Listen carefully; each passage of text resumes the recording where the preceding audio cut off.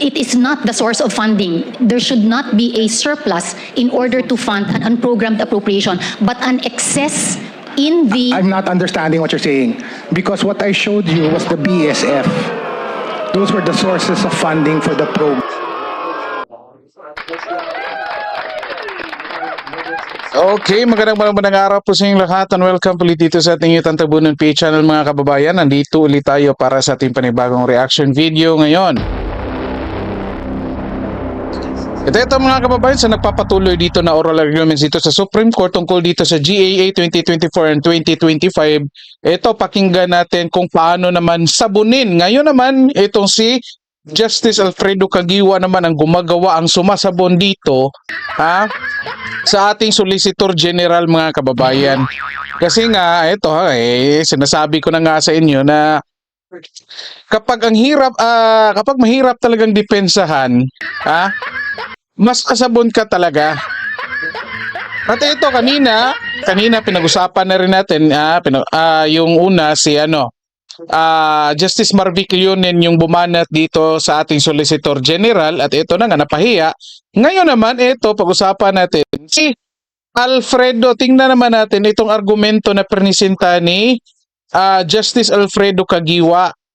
Anako, mas matindi pa pala ito dito kay Justice Marvic Leonen mga kababayan. Nakala ko si Justice Marvic Leonen ang matinding bumanat. Ito rin pala. Eto so hindi natin patatagalin, hindi rin natin masyadong puputulin. Pakinggan lang natin. Mag-react lang tayo mga kababayan. Tapos kayo, pwede kayo mag-comment dyan. Nandyan yung comment section natin. So ito, bago tayo play, paki-like po ang sharing videos natin. Then, paki-subscribe din po ng ating channel. Ito, pakinggan natin. Umpisahan natin dito. So this means that when Congress comes up with a General Appropriations Bill, which eventually becomes the General Appropriations Act or the GAA, the amounts appropriated for every program, activity, and project or PAP were primarily based on the proposed budget, correct? Correct, Your Honor. And this proposed budget, it comes from the President? Yes, Your Honor. And that is why it is called the President's budget, correct? Yes, Your Honor. And once the budget is submitted to Congress, Congress reviews the same, subject to certain limits set by the Constitution, on the exercise of the power of the purse, correct? Yes, Your Honor. And one of those limits is found in Article 6, Section 25. Can I see the slide? Which says, Congress may not increase the appropriations recommended by the President for the operation of the government as specified in the budget. The form, content, and manner of preparation of the budget shall be prescribed by law. I've highlighted the portion that says the form, content, and manner of preparation shall be prescribed by law. The law here refers to the Administrative Code of 1987, correct? Yes, Your Honor. Specifically Book 6, Chapter 3, correct? Yes, Your Honor. Okay. I'm bringing up Section 11, the relevant portions of the Admin Code, Book 6, Chapter 3. It provides for the submission by the President of the proposed budget. This is the form, content, and manner referred to in the constitutional provision, correct? Yes, Your Honor. All right. So it mentions national government budget, estimated receipts, budget proposal, programs, projects, and activities, budget message, summary of financial statements, and what are required to be set forth. So if you look at Section 12.2a and 12.2b, requiring the estimated expenditures and estimated receipts for the ensuing fiscal year, that refers to the BSF, correct? Yes, Your Honor. Now, Section 12.2a also states, and I quote, the proposed appropriations necessary for the support of the government for the ensuing fiscal year. This refers to the PAPs expressed or appearing in the NEP, correct? Yes, Your Honor. Now, if we are to go back to the Constitution, these are actually echoed in relevant portions or provisions on the submission of the budget. For example, Article 7, Section 22. It requires the President to submit, and I quote, a budget of expenditures and sources of financing, close quote, within 30 days. Correct? Correct, Your Honor. Meanwhile, Article 6, Section 25, which prohibits Congress from increasing the proposed budget, explicitly refers to, again I quote, the appropriations recommended by the President for the operation of the government. Correct? Correct, Your Honor. No, correct. And when the Constitution says appropriations recommended by the President, that is in the NEP. Correct? Your Honor, I'm trying to recall. So the NEP, the NEP includes both the programmed appropriations and the unprogrammed appropriations. Correct. So it is our humble submission, Yes, but Your Honor. those are the appropriations recommended by the President because the NEP originates from the office of the President. Yes, yes, correct. Yes, I'm That's going to go correct. to where you're going. Don't worry. So now that we're on the same page, let's look together at the budget documents submitted by the President for fiscal year 2024, 2025, and 2026. Can you bring up Section 1 of the General Provisions in the 2024 NEP? It is there stated that, and I quote, "The amount of 4.3 million is hereby appropriated out of any funds of the National Treasury not otherwise appropriated for the operation of the government." That's Section 1. This amount of 4.3 trillion refers to the new general appropriations for fiscal year 2024, which is the sum of 4.019 billion for programmed and 281.9 billion for unprogrammed, correct? Correct, Your Honor. All right. That's in the slide. You can see that the slide which appears in the submission shows both programmed and unprogrammed. Correct, Your Honor. Let's go to the 2025 NEP. And it states, and I quote, "The proposed total new general appropriations requiring legislative authorization will amount to 4,405 billion, composed of 4,247 billion in programmed appropriations and 158.67 billion in unprogrammed appropriations, correct?" Correct, Your Honor. Again, that is reflected in that table being flashed on the screen. Finally, in the introduction to the 2026 NEP, it also states, if I can have that flashed, "The total proposed level for new general appropriations which requires legislative authorization, comprised of programmed and unprogrammed appropriations, amounts to 4.652.8 billion, correct?" Correct, Your Honor. All right. So based on the foregoing, it appears to me, at least, no? It appears clear to me, when the President requests legislative authority, he is requesting spending authority in the amounts for both programmed and unprogrammed. Do we agree? I agree, Your Honor. And when agree Congress pa. acts on the proposed budget submitted by the President, it in fact evaluates both programmed and unprogrammed appropriations, correct? Correct, Your Honor. Because unprogrammed appropriations, by its nature, constitutes, in your words, a standby authority. Correct, Your Honor. In fact, in your statements in the last oral arguments, you describe the PAPs in the unprogrammed appropriations as, and I quote you, "the government's aspirational priorities, programs which are also needed and ready for implementation, but whose funding depends on specific fiscal events that may or may not occur." Correct? Correct, Your Honor. All right. So when Congress authorizes the amounts allocated for unprogrammed appropriations, the result is the same. The executive can implement the PAPs and for that purpose spend public funds, correct? Correct, Your Honor. I'm showing to you Section 23, Chapter 4, Book 6 of the Admin Code. It also says that the GAA must show the appropriations for each PAP, correct? Correct, Your Honor. So to be clear, the BSF provides for the expenses and sources of funding, but it is the NEP that indicates the PAPs that should be funded for the next fiscal year. Agree? I agree, Your Honor. So the NEP is essentially the expression of the President's priority programs and policies, correct? Correct, Your Honor. Therefore, given all of these, to my mind, at least to my mind, there is no other conclusion other than the fact that when the Constitution prohibits Congress from increasing the appropriations recommended by the President, that prohibition includes all the appropriations in the NEP. Do you agree? We respectfully disagree, Your Honor. I'm going to go to that one. You're talking about the deficit, the budget deficit? Oh. Yes, siya kanina, We pero ngayon went, disagree Your na. Honor, we went, in order to interpret the constitutional provision, we look at the deliberations and also the history of the constitutional provision on what is being referred to in the President's proposed appropriations for the operations of government. And it is our submission that it refers to the BESF, which includes the programmed appropriations. There are no programmed appropriations in the BSF. They're just sources of funding. It's really the NEP. The BESF and the PEP both contain the programmed appropriations and the automatic appropriations. So they are they detail the expenses and the sources of financing. So that's why it's called the BESF. Okay, we will agree to disagree. I'm showing you a table comparing the appropriations in the 2024, 2025, and 2026 NEP and GAA. Nako, ito. Looking at this, can you confirm, Counsel, that Congress Nandyan retained the pa lang total mga program babae, no? appropriations recommended by the President in 2024 and 2026, but reduced the programmed appropriations in 2025? I don't have the details, but based over there. on this one, Your Honor, I will agree. Okay. So looking at the same table, in 2024, Congress increased the total unprogrammed appropriations almost threefold, or by 449.5 billion.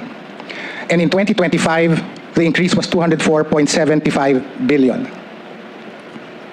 And based on this same table, this resulted in Congress increasing the total appropriations recommended by the President in 2024 and 2025. Can we agree on that? Correct, Your Honor. Can you put on the screen again Article 6, Section 25(1)? May not increase the appropriations Hala, recommended by the ayan, President. This prohibition, Huli na at dito. least textually, Madam Solicitor General, this is clear. Textually.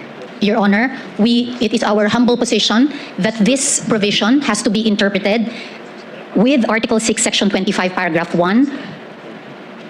The provision that says as to what the President has to propose to the Congress, which is the proposed appropriations based on the operations for the operations of government. That's the NEP. That is the BESF. And the NEP.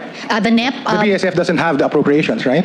Your Honor, the NEP consists of the programmed and the unprogrammed appropriation. It is our position that we are referring to the BESF, which does not contain the unprogrammed appropriation. No, because the BSF contains expenses and sources of financing. Sources of financing. correct. oh. Based on the expenses and the sources of financing, the President, through the executive, through the President, now says, I want to use that money to fund these particular projects. Yes, Your Honor. And you find that in the NEP.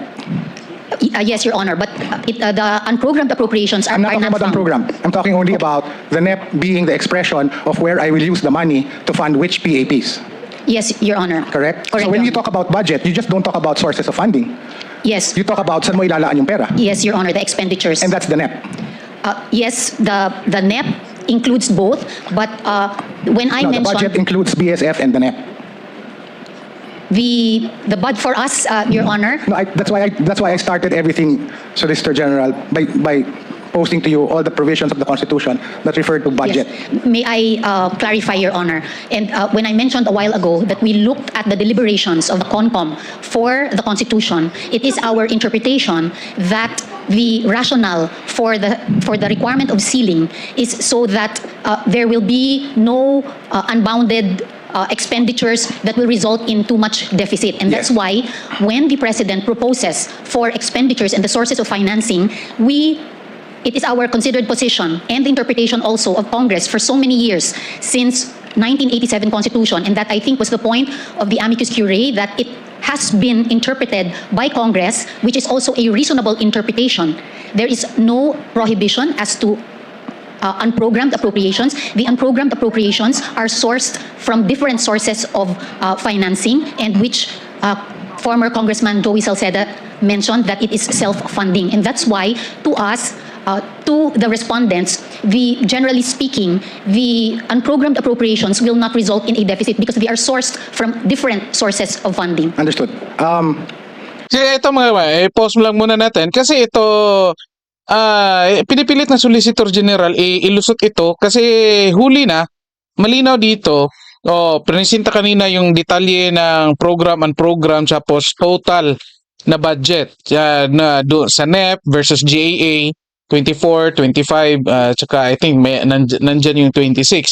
So again, nakita natin na yun na nga sa 2024 yung programs from 200 plus naging 700 plus. So di ba ang laki ng binago, ganon din meron din sa 2025 na binago, nandyan sa unprogram. Tapos ang total noon, nagbago na yung budget compared mo doon sa NEP. Okay? So, pero dito, mayroon pala sa ligang batas, ito nakasabi, may not increase the appropriations recommended by the President. So, dapat, kung nag-transfer sila doon, kung magkano yung presenta ng Presidente sa NEP, doon lang sila dapat. Pero ito, pinipili talagang ilusot dito ng Solicitor General, itong ginawa ng Congress. Ito, patuloy natin. I think the words of Congressman Salceda is that unprogrammed funds are deficit neutral, correct? Deficit neutral, correct. And I'll go there later. In the meantime, you were asked by Justice Leonen whether there is anything in the Constitution that says any excess revenue should be first applied to PAPs in the programmed appropriations and not to the unprogrammed appropriations. I think that's a transcript of the oral arguments. And your response is, it is only in the GAA, Your Honor. I'd like to clarify, what do you mean by that? It is only in the GAA? I was referring to the condition or the triggers which are specified in the special provision of the GAA. So, to be clear, your position is that the constitutional prohibition on increasing the President's proposed budget exists primarily to prevent a budget deficit. Is that correct? Yes, Your Honor, that was the rationale that we interpreted from the exchange of Commissioner Davide and Mr. Natividad. Okay, so that everybody again is on the same page, can you pull up the language for the triggers in 2024, 2025, and 2026? In all of these GAAs, Section 1, it says any of the following exists: excess revenue collections in any one of the identified non-tax revenues from its corresponding revenue collection target. Same with 2025 and 2026. This is what you are referring to as the basis of your interpretation of what the Constitution prohibits, correct? This is statutory, Yes. Your Honor. Yes. So this is your basis. Yes, Your Honor. Although, may I clarify, and my team can also help me confirm, because my recollection is in the 2024 GAA, the wording is accurate, but in the 2025 and 2026, okay, tama po pala. I'm sorry, Your Honor. That's okay. So under the first condition, excess collections in any one of the identified non-tax revenue sources can trigger the authority to spend the unprogrammed appropriations, correct? Correct, Your Honor. And new revenue collections from sources not reflected in the BSF can also trigger the unprogrammed appropriations under the second condition, correct? Your Honor, may I qualify? The sources that are referred to in the special provision are also anchored on the targets that are enumerated in the BESF because they are excess in the target revenue collection. I have an example that will show that, if you don't mind. Okay. Thank you, Your Honor. But you agree that as soon as either condition arises, the spending authority for the unprogrammed appropriations is triggered. It is triggered, Your Honor, depending on the requirements of the certification from the Bureau of Treasury and the DBM issuance of the SARO. Yes, okay. So at that point in time, when these triggers are triggered, the agencies with PAPs in the unprogrammed appropriations may apply for its release. Correct? That is correct, Your Honor. And they can apply for their release even if the revenue target for the year for programmed appropriations have not been met. Correct? That is correct, Your Honor. Okay, let's have a more concrete example. Nako, ito Based on the quiz mga kababayan. 2026 BSF, the projected revenue from the non-tax revenue programs of the following agencies are the following. So you have 3.8 for DOTR, 961 million for DOF, and another 815 for registration fees of the DOTR. These projected revenues fund the PAPs in the program appropriations, correct? I will trust Your Honor. It's in the BSF. Yes, but I don't have the detail, but I trust Your Honor, your slide. Okay, so let's say that as of the end of the third quarter of 2026, DOTR, DOF, and DOT are able to collect the following amounts. Can you look at the next slide? DOTR is able to collect 2 billion, DOF, BOC is able to collect 2 billion, DOT is able to collect 500 million. That's a total collected amount of 4.5 billion. Agree? Yes, Your Honor. Considering that 4.5 billion is less than the 5.6 billion projected revenue for quarter 3, you do not have a surplus at the end of the third quarter, correct? Correct, Your Correct. Honor. Okay, let's expand the example. Let's also say that there is a programmed appropriation for a PAP worth 5 billion and an unprogrammed appropriation for another PAP worth 1 billion under unprogrammed. So 6 billion lahat Question. ito. Do we have enough to fund the PAP under the programmed appropriation worth 5 billion? We Your don't. Honor, if it is wala, in wala. the Program. BESF, Kasi if it kulang is in eh. the program, then there is a corresponding source of financing. No, I'm giving you the example already. That's how much money they made as of the third quarter. And the total is only 4.5 billion. But the Okay. projected revenues or for the third quarter is 5.6 billion. I submit, Your Honor. Okay. So, assuming that there is a PAP under the programmed appropriation worth 5 billion, and there is a PAP under the unprogrammed part worth 1 billion, my question first is, do you have enough to fund the PAP under the program? No, Your No. Honor. You're missing 500 million, Yes, Your Honor. Yes. which the government can perhaps earn in the last quarter. Posible. Quarter 4. Pwede rin. Could be, Your Honor. Would be. Ah, Now, could going be. back to my earlier slide, which shows, again, this is only an example, that the Bureau of Customs has already exceeded its projected revenue from import processing fees by about 1 billion. This would mean also that Special Provision 1A of the unprogrammed appropriations is triggered, correct? Correct. Correct, Your Honor. In other words, the 1 billion may now be used to fund the PAP in the unprogrammed appropriation worth 1 billion, correct? Well, actually, Your Honor, our interpretation or our submission is that if it is an excess of what has been accepted by Congress as the target, then it is a source of funding for the unprogrammed and not for the programmed. Even if the BSF indicates that the earnings, Pwede. that was a source of revenue for program.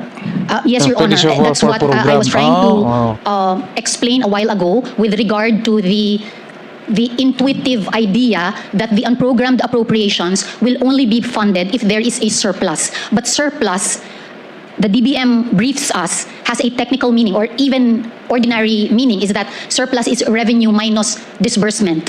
But it is not the source of funding. There should not be a surplus in order to fund an unprogrammed appropriation, but an excess in the... I'm not understanding what you're saying because what I showed you was the BSF. Those were the sources of funding Kaya ito for the... mga kababayan, linawin lang natin. Kasi ito, parang nag-quiz dito si Justice Caguioa. Nagbigay siya ng mga concrete examples dito sa mga scenarios lang kung titingnan natin. Kasi ang sinasabi kasi sa GAA, mga kababayan, na mayroong mga tinatawag nilang triggers na kapag lalabas na itong mga triggers, ito nagbibigay ng sinyales na pwede nang gumamit ng pera para doon sa unprogram. Okay? So ano itong mga triggers? Isa dito, itong mga excess daw ng mga revenues o sobrang kita sa pagkakaintindi natin. Correct me if I'm wrong, ha? Masobrang kita. At ito na nga, ginawang example dito ni Justice Caguioa. Halimbawa, ito sa customs, 900 lang yung target natin, pero lumagpas tayo, naging 2 billion yung kita. So may lumagpas na 1 billion. So ito tanong, ibig sabihin may lumagpas na 1 billion, ha? May lumagpas na 1 billion na kita sa Bureau of Customs. Ibig sabihin, yung trigger na sinasabi kanina ay na-trigger na.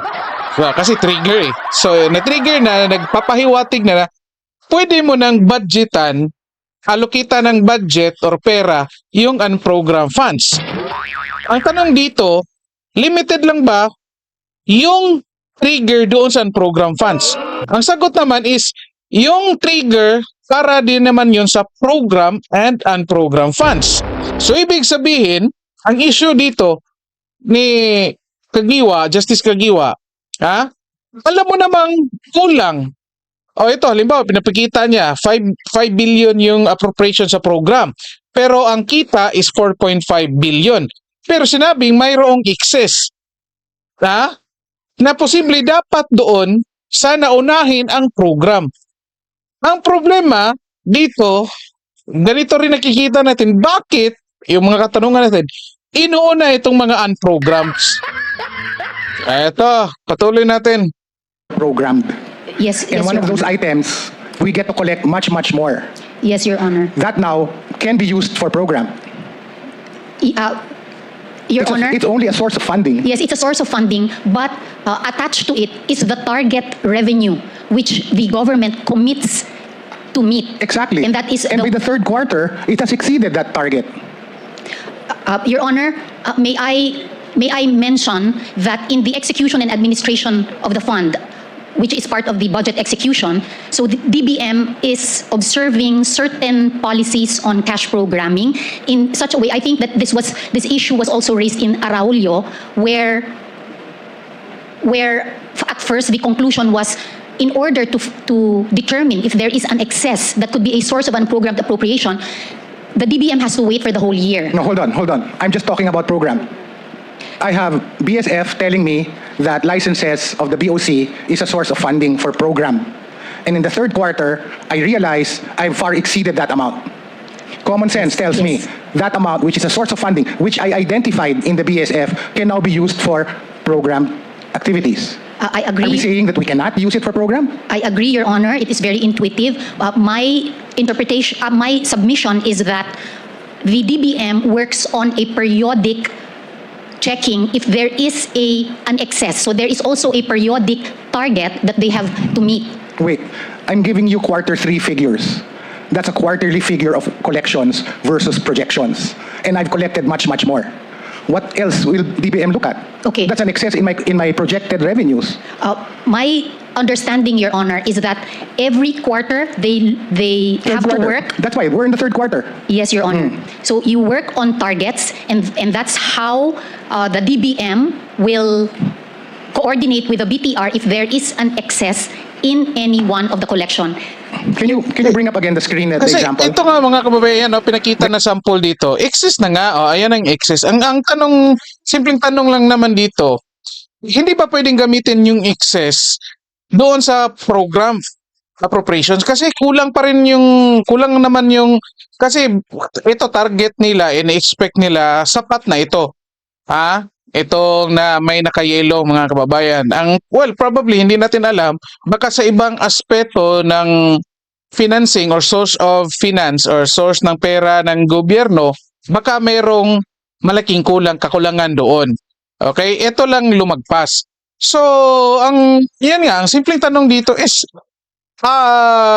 saan gagamitin at most likely sino magdidesisyon na itong lumagpas na pera kahit hindi pa naabot yung para sa program appropriation sana, gagamitin ito doon sa program. So ito, tingnan natin.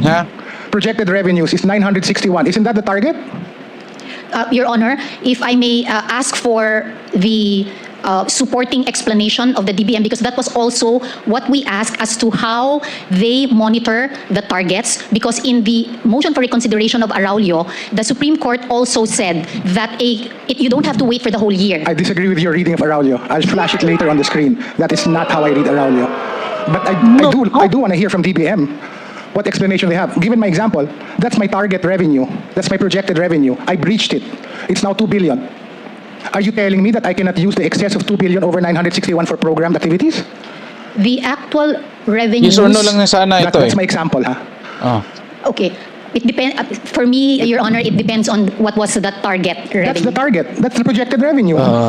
Lumagpas na nga Yan ang tinitignan ng gobyerno to fund program. Your Honor, may Yes, I ask sure. for the DBM representative? I'd like to please? understand. Ayan na. Hindi kasi masagot mga kababayan. Good afternoon, Yes Your or no Honor. lang sana yan If I may take a step back and clarify one point on the slide, it said there that there's 5 billion appropriation, but In the there's program. in the program, yes, sir. Assume lang yan, Opo. And there's only 4.5 billion collected.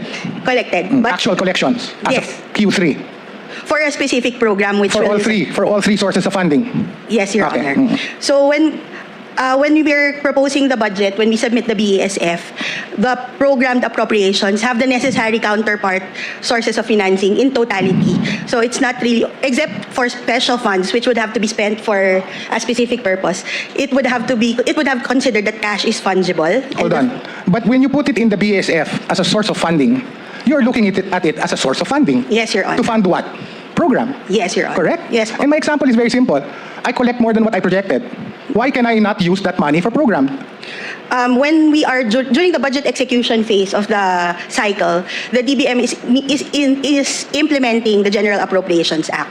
So at that point, considering that no money shall be paid out of the Treasury without an appropriation made by law, the only options left to the DBM for spending the excess revenue would be either to spend it for unprogrammed appropriations as provided by the GAA, or another option would be not to spend it for the unprogrammed appropriations. No, but I go back to the question of Justice Marvick. Why not spend it for program? It's just money. If we're referring to cash, Your Honor, the cash could be spent for program, but So- the excess revenue... No, in my example is very specific. My collections is 2 billion. Your projected revenues was 900. So there's a increase of 1.1 billion. Can I use that for program? The cash from the collections? Yes. Yes, Your Honor. Okay. But can I use it also No. for unprogrammed? Yes, Your Honor. yes, Also, both. correct? Because it is also triggered. It's excess Yes, revenue. Your Honor. Tama? Yeah, may I clarify, Your Honor, that Okay. when you use it for the program, I qualified my answer that you can use the cash, considering the fungibility of the cash. But the notation or the ledger noting the excess revenue will still be available for appropriation towards the unprogrammed appropriation. Wow, nawala ako dun. Let me be clearer, Your Honor, if I may. So when we have collections, of course, there's the cash, and there's also the trigger for the unprogrammed appropriations. The cash are positioned position has always been it is fungible. So if there is cash and it's like you have if it's like depositing in a bank. You're not depositing in a safety deposit box, but you're depositing. So the cash itself is fungible, so you can spend it. But as to the trigger, whether you've already triggered the unprogrammed appropriation trigger to allow for releases, then yes, as soon as you have excess revenue beyond what is the target for the BES. So I go back to my example. Is there an excess revenue beyond the target? Yes. So I can use it for unprogrammed. Yes po. But I can also use it for program if it were cash. The cash po. Yes. The cash equivalent. Tama ba? The cash is, yes, Your Honor. Okay. So who chooses where to go? Ito, ayan. Yan. Who chooses that I use it for unprogrammed and not programmed? At the point that there is a trigger and there's a corresponding request from the agencies which fall under the purposes identified under the unprogrammed appropriations, then there's no need to prioritize one or the other. Both can be released. But of course, the borrowing, the sources of financing. No, it can be both. It's just 1 peso. Diba? 1 peso lang hindi yung pwede mo pwede, ibigay, ilaan. Isa lang. Yeah, Sinong pumipili kung saan mo ilalagay yon? Sa unprogrammed or programmed? Na-trigger na ang unprogrammed. Pwede nang ilagay. So, kung pwede natin gamitin yon for unprogrammed, yes. The answer is yes. Yes. Kung pwede natin gamitin yon for program, the answer is also yes. Yes. Correct? So, sino nagde-decide? Yung pisong yon? may I clarify, Sige Your po. Honor? When we propose the budget, there's an expenditure and a sources of financing. And while we may not have all the cash for the sources of financing, and this is composed of both revenues and borrowings, these revenues and borrowings are already programmed and planned. So if we have committed to provide sources of financing for the programmed appropriations, that means that the national government is ready and willing to provide the corresponding source of financing. Okay. So, in other words, you got to trigger the unprogrammed and it gets spent for unprogrammed. Because at the end of the day, for programmed appropriations, government is ready to fulfill that. Yes, Your Kasi hindi nga safety deposit box, parang bangko. Yes, Your diba? Honor. But we now have an Iran war. And the Iran war has screwed up my income revenue stream, projected. So I know that in Q4, I won't be able to fund my 5 billion project. Kasi nakuha na ng unprogrammed yung 1 billion eh. So I need 1.5.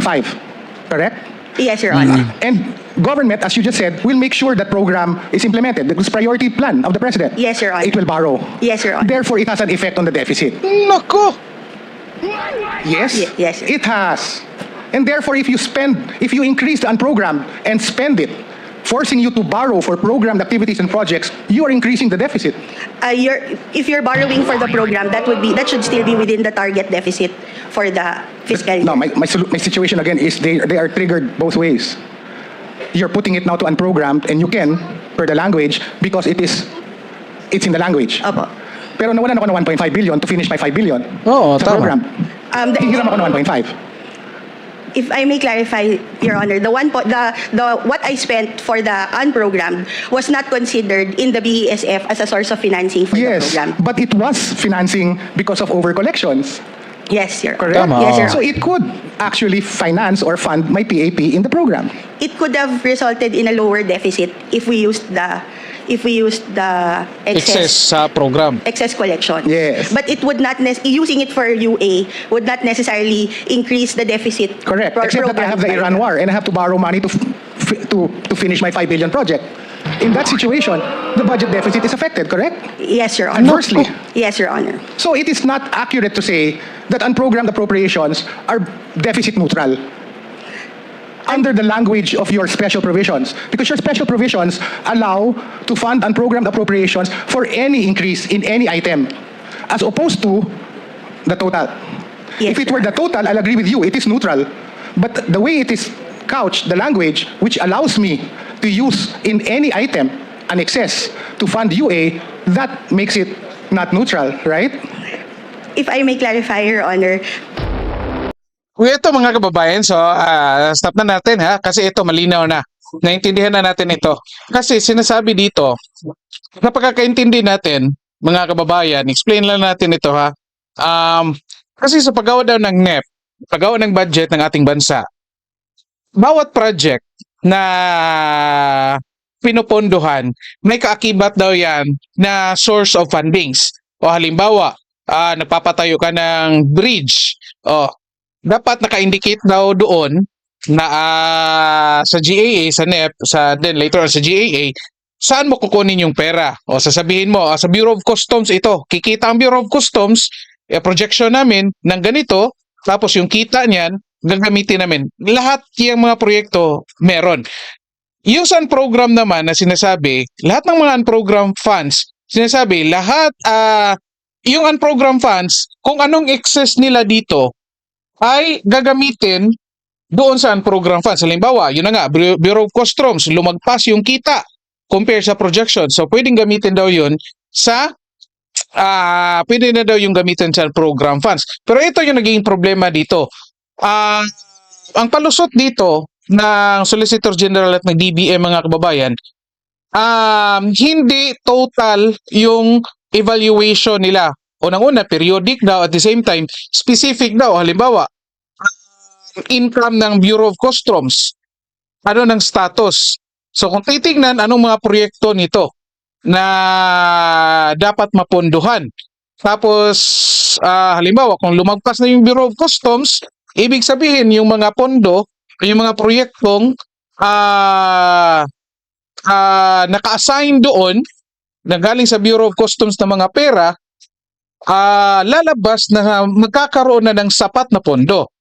Diba? So enough na. Ang problema, halimbawa sa ibang proyekto sa source ng funding, so halimbawa, mayroong classroom construction, at classroom construction kukunin doon sa Department of Transportation. Halimbawa lang ito ito mga examples lang natin.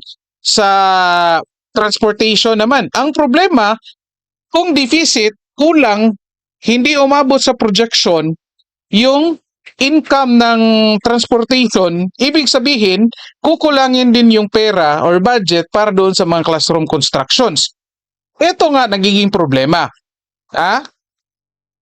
Sino magdi-decide na yung excess dito sa Bureau of Customs automatic or dadalhin doon sa programs? Kasi nga, pwede naman siyang gamitin, i-fill in mo doon sa isang ahensya na nagkulang yung kita para yung mga lahat ng program appropriations ay talagang mapunduhan or lahat ng proyekto ng presidente ay mapunduhan. Kasi yung palusot nila, mga kababayan, di ba? Unless sinabi ng Solicitor General at ng DBM na bawal sa batas, kasi kanina sinabi nila wala naman sa batas na pumipigil sa kanila na itong kita nila na excess sa isang departamento or sa isang ahensya ng gobyerno ay hindi pwedeng gamitin doon sa program appropriations. At ito na nga sinabi ni Justice Caguioa, ito ngayon nangyayari. Excess ka sa Bureau of Customs, halimbawa, lumagpas ka ng 1 billion, pero dito sa Department of Transportation, halimbawa, nagkulang ka. So, apektado ang mga proyekto na naka-assign dito. Pero, yung excess mo sa Bureau of Customs, ginamit mo na sa program. Idihado itong nasa program appropriations na galing dapat sa Department of Transportation. Ngayon, the next quarter, fourth quarter, ano bang fourth quarter? October, November, December. Sa October, example lang, halimbawa, October nangyari itong gera sa Middle East. So, lahat tayo apektado, nagkakaproblema, yung delivery naman. Ang mangyayari, by fourth quarter, lahat ng ahensya ng gobyerno kukulangin ng income. Hindi nila maaabot yung kanilang projection. Ibig sabihin, kung hindi maabot yung projection, hindi rin mapopondohan yung mga proyekto na naka-assign doon. Ang problema, since dapat yung excess sana sa Department of Customs, yun sana yung pang-fill in. Paano bang tawag natin dyan? Pangtapal. Bulkasi lang. No? Pangtapal sana doon sa mga nagkulang na income, yung mga ahensya ng gobyerno para hindi na umutang. Yun na nga naging problema since ginamit mo doon sa unprogrammed funds na hindi naman priority ng gobyerno. Nung pagdating ng fourth quarter na lahat ng ahensya ng gobyerno hindi or yung ibang ahensya ng gobyerno hindi nakaabot sa kanilang target, ang mangyayari, yung gobyerno uutang na naman. Diba? So, ibig sabihin, lumalabas dito na itong ang program funds o ang program appropriations, imbis na makadagdag siya, makatutulong sana siya, ang nangyari kabaliktaran. Bakit? Kasi, itong administrasyon ni PBBM, inuuna yung unprogram funds compare doon sa pag-una sa kanyang mga program appropriations na yan sana yung mga priorities niya. O yan yung lumalabas dito, yan yung malinaw dito mga kababayan. Anong nangyayari? Kaya, palagi tayong umuutang. Kasi, unang-una, hindi naman maganda pagka-manage ni PBBM ng ating bansa, ng ating finances, ng ating income. So kaya, laging deficit tayo sa income. Mas malaki yung gastos natin compare doon sa income. Ang problema, kapag may income, inuuna rin yung unprogram funds. Kaya ang ending, para mapunduhan yung program funds, umuutang. Again, ilang beses ko na sinabi dito sa ating channel mga kababayan, yung ang isang bansa umuutang at pinapautang siya ng ibang bansa, magandang sign sana yon na maganda ang ekonomiya. Bakit? Kung may nagpapautang sa iyo, ibig sabihin yung ibang bansa nakikita nila na posible marunong ka magbayad, may assets ka na alam nilang kikita ka, kaya pinapautang, may tiwala sa iyo. Okay? Tapos yung mga taong may pera sa bangko, may pera sa insurance, mga Pilipino, kumikita din sila kasi isa din yan sa mga pinag-uutangan ng gobyerno. May ano tawag natin sila, kalimutan ko. May percentage tayong nakukuha. Kung kayo dyan. Ang problema ngayon, dahil nga hindi sa magandang pag-manage dito, pag-budget ng ating pera, ng ating bansa, itong mga utang mga kababayan, hindi na nagiging maganda ito ngayon. Lumalabas na ito ngayon na inuuna pa yung mga unprogram funds, unprogram appropriations, unprogram projects, ng PBBM administration. And in fact, malinaw kanina prenisinta na karamihan doon, lalong-lalo na yung sagip, social economic, nandoon ang mga infrastructures. Karamihan din doon, or sabihin na lang natin, wag natin sabihin karamihan, marami doon, flood control related projects. Ko, mga kababayan, ang tindi ni PBBM. Ewan ko na lang. I-comment nyo dyan kung anong masasabi nyo dito. Ayan tuloy, kahit anong depensa ng SolGen at ng DBM mga kababayan, ayan, barado sila dito. Ako pa dito kay SolGen mga kababayan, ako dito. Katulad ng ginawa niya doon sa Rappler, na ano na lang niya, give in na lang niya ito. Kasi yung sa Rappler, sinurrender na niya hindi na niya nilaban. Hindi niya nilaban yun. Kaya, nagdesisyon ng Supreme Court na pabor sa Rappler. Nako. Again, i-comment nyo dyan mga kababayan kung ano masasabi nyo dito. So dito lang po muna tayo. Paki-like po ang sharing videos natin. Then paki-subscribe din po ng ating channel.